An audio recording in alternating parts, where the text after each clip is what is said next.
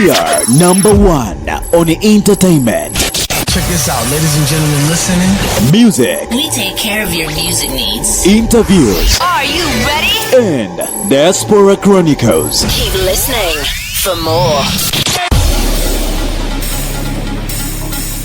Oh yes, it's 99.2 FM, Radio Ara, your station, your solution. Hello guys, this is our girl Bella Itemere on our entertainment stories. We are coming to you live from Rustic Haven in Ongata Rongai, Nairobi, Kenya. And today my guest on our entertainment stories is Divine Sense. I'll let him introduce himself. Hey, greetings people, this is Divine Sense. Yes, I. Oh hey, Divine Sense, why Yes, did you ma'am. choose Divine Sense as your name? Divine Sense is a calling. It's a calling. Yes, it's a How calling. did it happen? It happened much later after having done music for about 5 years. So it was just a redefinition of the name. Definition. Yes, it's a redefining. Before it was just decent, from the word decent. But redefining it came to be Divine Sense. What made you redefine the name? Because you realize there's power in the name. And how I used to spell my name, it was descent, going down. So I discovered that you're doing projects and they're hitting the wall. And so that's how I came to just redefine it, and yeah. And what is doing the well. official name? My official name is Thomas Mwandwa Mutua. Yes. So how long have you been in the industry, in the music industry? 10 years and over. 10 years and over? Yes. How many songs so far? MP3, yani over 100 songs, yani. And I videos? lost track some of them, yani. Same to videos. Videos roughly, okay, what's online for now is around 25 videos. Yeah. So tell us, how has been your music in the journey? How did you start singing? It just came as an admiration of the art. Yeah, it just came. You just look at these musicians and at one point I remember I was in class in high school, and I was just looking at artists and saying they just rhyme the last word. So let me just try come up with a verse and a chorus. If I can manage that up to that level, I can be able to do it. So that's where it just all began. Yeah, In primary? It was in secondary. Yeah, because secondary was boring. So I just had to have something to get me going. So your first music, you wrote it on when you were in high school. Yes. Yes. What was it? Can't remember. You can't honestly. remember? Yeah, Because it was just putting words together and making them sound good. okay, I get you. And how is the journey so far? The journey is challenging, but it is very interesting. Very interesting. In what way? In what way? Because in every step you learn something. You grow over the years. The way I used to sound then is not the way I sound now. Maybe the way I began, the ones who listened to me back then, right now when they listen to me, it's just a totally different kind of a product. And how do you take it? I've just come to redefine music. It's just a gift you bless the world with. It's not if you really want to focus on the income side of it, you might lose it. Though at the end of the day, the value you create is the money you get in return. Yeah, money follows value. So at the end of the day, it's just a gift I give to the world. And yeah, it's just that simple. I'm not trying to make it any complicated. Okay, and there's this notion that in gospel industry, there's no money people are making. How is it to you? Honestly, we've seen big time artists in the gospel scene making big time money. Yeah. So it just depends on which level you're in, you get. Because honestly, for upcoming artists, whether you're a secular, whether you're a gospel artist, it's just the same story. Yeah. You're just called to places as platform. Come to Kupe platform. But as you go and keep on redefining yourself, growing in whatever you're doing, increasing value in it, that's when you get to change that story.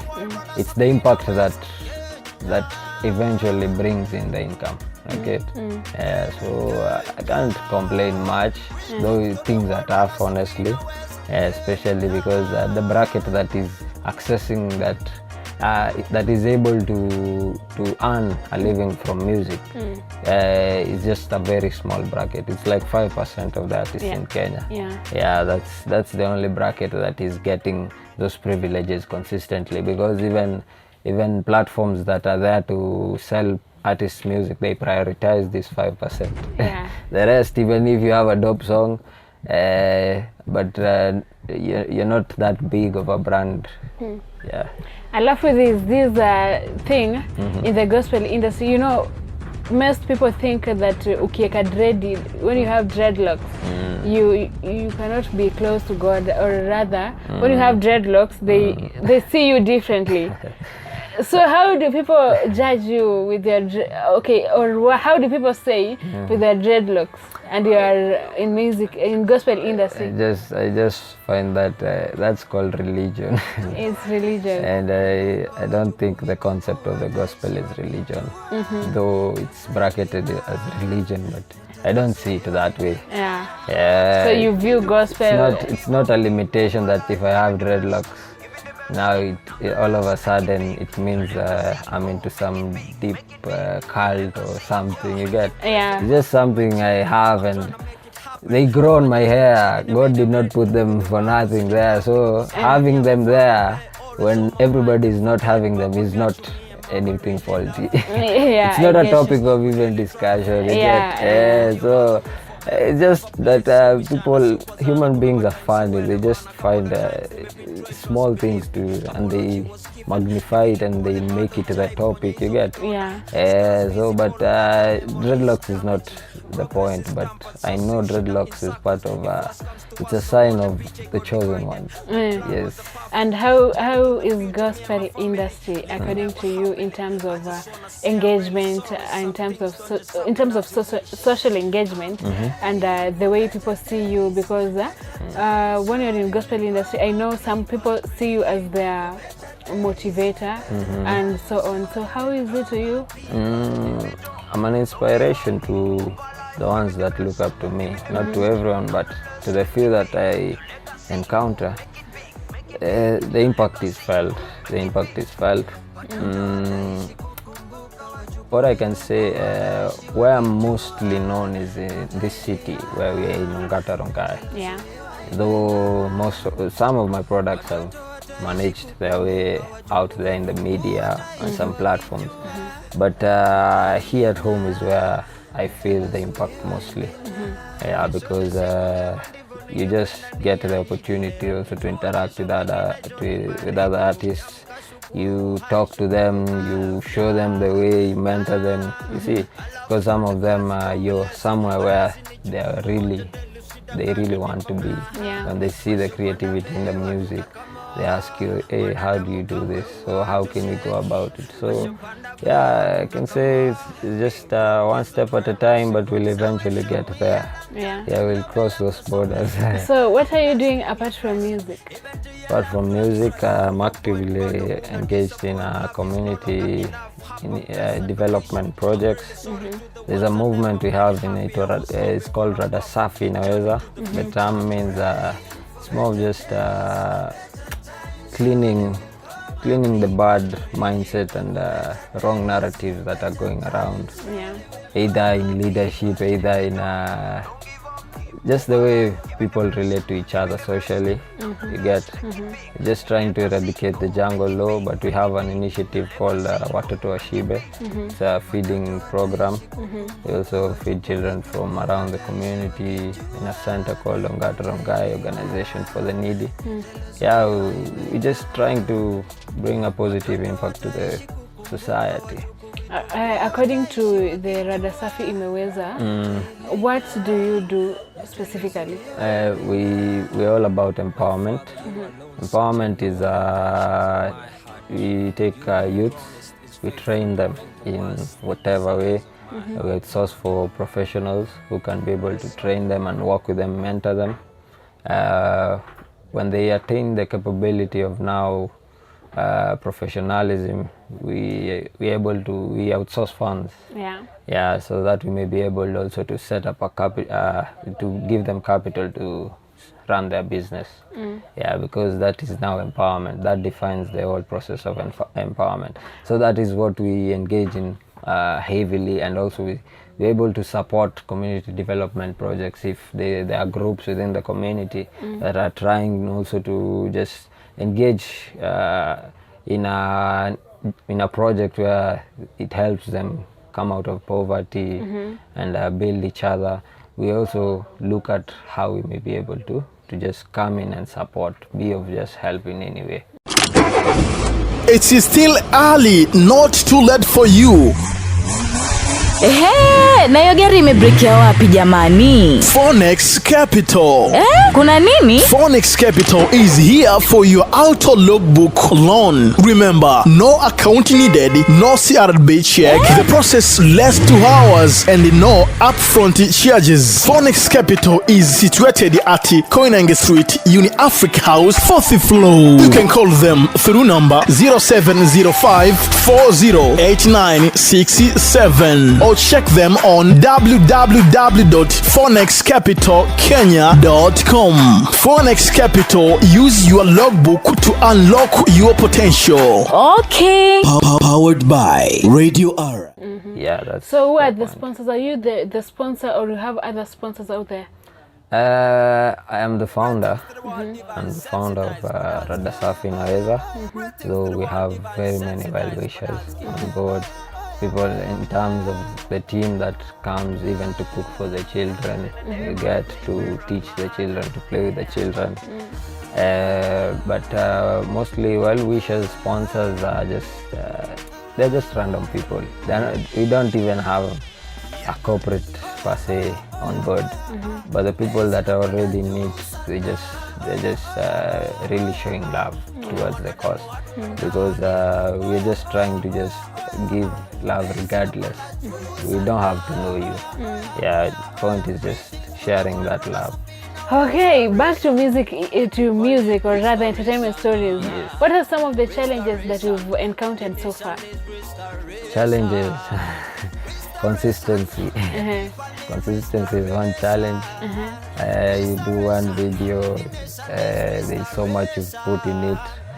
By the time you're finishing it, there's still a marketing journey to it. And out there, the system is just, it's so messed up. Yeah. Which system? The industry, you get. Anyway, point is not that, but you find that you're so frustrated in giving projects consistently, because we have so much to offer as artists. We can honestly, we can give projects like weekly or even twice in a week. We have that capability of releasing projects that often. But you find that the way the system, in Kenya, labels work differently, not like in abroad. Abroad, when they see potential in that, they invest in it. But in Kenya, it's like a label would also want you to spend in it, you get. There are no channels to make sure that money is still coming back to them, you get. So that's why it turns out even the label itself is just trying to make money out of the artist, you get.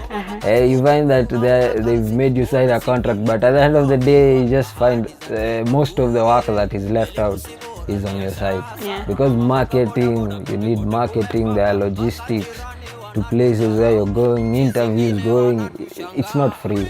And if you're doing music full time, it also needs you also need those resources to be able to just be effective in the process. And at the end of the day, another challenge is no matter how much you market yourself, again, the fans that we have. See, it's not like I'm trying to put a blame on them, but it's just the culture that is at home here. People don't buy music. And unless you're trading for something negative, yeah, you can be very big of a name in Kenya, but at the end of the day, you're not even able to sustain basic living. Yeah, you get? I get. Yeah, people look at you and they're like, wow, this guy is just walking by the streets, just buying meals at the normal grocery street place. Have you ever been trolled by your fans? Me, honestly, I don't care. Because I just live my own life. You get, life is as simple as you'd want to define it, and it can get complicated as well if you want it to be that way. And how you teach the people that are around you, the way you live, the way you teach them, it's the way they will address you at the end of the day. Yeah. Because most of the artists that have been trolled are the artists who want to put their picture of a celebrity, like poshy life, you get? Yeah, but when you come to research and find that, wow, this guy doesn't have a car, but we see videos, cars in the video. Yeah. So it's just being real. So you want to say that all the videos we've done, the 25 videos we've done, it's your life, the real life you live. Yeah, it's the places I can access. Yeah, it's not that I'm limited to getting to those places. Like here in Rustic Heaven, see, I just did a video here. Yeah. So it's a place that I can still come with my family and we hang out. We just enjoy the day, you get. I get. But point is, the videos you have to give excellence. It's just like a wedding day. You have to put on that gown. Yeah. Yeah, and just look good. But at the end of the day, the message that comes after is what is most important. Okay. You see, because the video is just one day, but your life, the life you portray on social media, your daily interactions, that now counts, because that's where the impact comes in, because now you're dealing one-on-one with people, you're interacting, you're socializing, you get. Yeah. So if you had the chance to meet the head of Ministry Entertainment, Sports and Culture, what are you going to tell this person in terms of entertainment industry? Is there even a Ministry for Entertainment in Kenya? See, entertainment, sports and culture. Sports, so Yeah. I think entertainment should just be separate. It should have a it needs special attention. Yeah. Because putting us with marathon runners on the same ministry, we respect them. They have brought a great reputation to the country, but we also need our special attention so that we can be able to build up the scene, bake more cake, because the cake as it is, it seems like it's not enough. Yeah, so my point to the Minister of Entertainment, Sports and the culture. Yeah.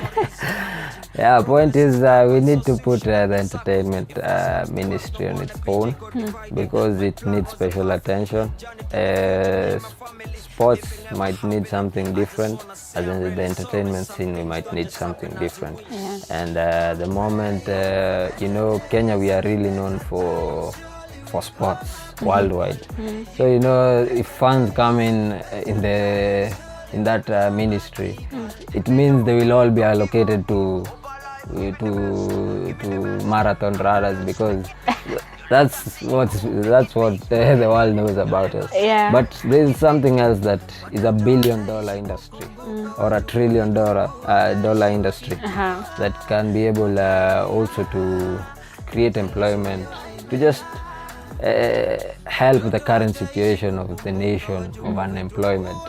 It is very possible that we are able to solve that through having this as a separate ministry and putting in structures and measures to just make sure we have a stable flow of things. Yeah. Okay. What can you tell other upcoming artists out there? keep doing what you're doing. Make sure at the end of the day you grow in it. I personally didn't start as so good of an artist. In fact, the first collaborations I did, I think I gave the worst The worst verses? Yeah, I gave the worst verses. Though you just had friends who were cheering on. Keep going, you get. But at the end of the day, you just keep researching on it, growing in it, and look at where you're making most impact. Okay. And focus there. Okay, so I want to ask you some very few quick questions. Do you have a family? Yes, I do. How are you balancing between family and music? Wisdom. Wisdom. Yes. It's all about wisdom. Yes. Do you have a crush in the music industry? No. You don't? No. Crush in terms of what? Okay, like somebody that I look up to. No, not necessarily looking A female up figure. to. Yeah. I don't have one. I already have a crush. That's my wife. Okay. Do you speak any other languages in terms of Mother apart tongue. from Kiswahili and English? Yeah, mother tongue a bit. Yes, a bit. Who is the inspiration? Grandmother. In the mother tongue. Oh no, like inspiration in life. Oh, my inspiration in life. Just one man. His story just blows me up because it's genuine. It's called Jesus. Jesus. Yes. Okay. Yeah, that man. If we do a deeper research on him, I know. At what we are at the age and time we are disposed at. He's bracketed in religion, but honestly, he has qualified for most of the things that I can analyze a man and say that he inspires me. So if you look at him from a religion aspect, maybe you can get it wrong. But if I got someone else, there are many people doing great things out here, you get. And Magufuli is one of those guys. Honestly, you just connect to the things that he does, you get. So the African icons, but for the spiritual side, I look at that man that I've mentioned here. How would you like to visit? In the Caribbean islands, Jamaica more specifically. Okay. But every ghetto in the world, man, is worth visiting, man, and it's worth because there is great culture in every ghetto, and it can really be used to just empower the people. If the people who are going out there to research on these things are genuinely there to just empower the people there. Yeah. Who is the messiest person you know? The messiest? Yeah, in terms of celebrity. My goodness. I've never paid attention to the messiest. Okay. Wow. Hey, there's a pass on that. Let me just pass. You will pass. What would you like to be remembered for? Before you leave this country, before you die, that is. What would you like to be remembered for? Great music is one of the things that I really want to be remembered for. Love. Just someone who impacted people with love genuinely, regardless of who you are, what class you're in, what race you're of. Yeah, I just love to be remembered for love, actually. Yeah, because actually my second name means love. Mwandwa. And it's the name that I really embrace a lot. Love. I think I'd just love to be remembered for that. Will you date a fan who is so much into you? Okay, based on dating is hard. I'm already in a very committed relationship. I'm in a family setup. So as of now, nope. And I don't think ever, because I intend to keep that family together. Okay, so before you got married, or before you married your wife, have you ever been in a hit and run? Of course. Why should I lie about Like how many girls? No. If that is not, that's going to destroy the whole honestly, I don't do. I've never. Okay, not necessarily hit and runs. It's just relationships that have failed. Okay, failed relationship. Because I'm just one person who, when I get into it, I commit to it. So it's not necessarily hit and run. Not hit and run. It's never worked. Have you ever regretted on leaving a certain girl? Or rather, have you ever regretted on having a breakup? No, I don't regret. You don't regret? Move on. You move on? Yes. I don't regret. What is the annoying habit? My annoying habit? Yeah. Did you notice anything? No, see, maybe you know it. Yeah, I think I piss off sometimes people with the truth. And when it gets to the limit, I just tell you as it is. And I find that people don't like that a lot because people don't know how to handle the truth. Yes. So, yeah, my annoying habit is just speaking the truth sometimes as it is. So what's your interesting things that you do?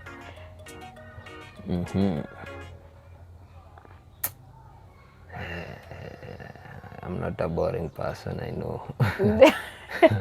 What is this interesting thing that you can never miss to do? Music. Music. Yeah, music is very interesting to me, and it's interesting to people around me. Yeah, apart from music, I just really love joking, opening up to people. You get? Yeah. Sometimes joking around with people, insulting people in a positive way to just see their reactions. Okay. I think that is also something annoying, but I do it positively to just loosen up the atmosphere. Because until you break that rigid kind of atmosphere, you cannot really get to know people. Yeah. And people open up most where they are free. Yeah. So any message to your fans as we finish up? So you can support me by following all my social media handles, buy my products, social media handles, Decence, Divine Sense, everywhere, YouTube, on every other social media handle. And when you get the opportunity to just promote my product, don't miss that if that is within your capability. Okay, Decence, it was nice having you in our show today. Pleasure. It's all mine. Thank you so much, guys, for watching and also listening to me. This was Bella Itemere on our entertainment stories. See you next time.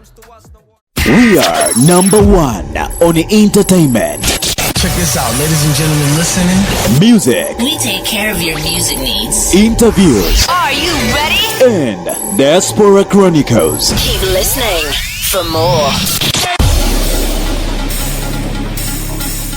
Oh yes, it's 99.2 FM, Radio Ara, your station, your solution. Let's go!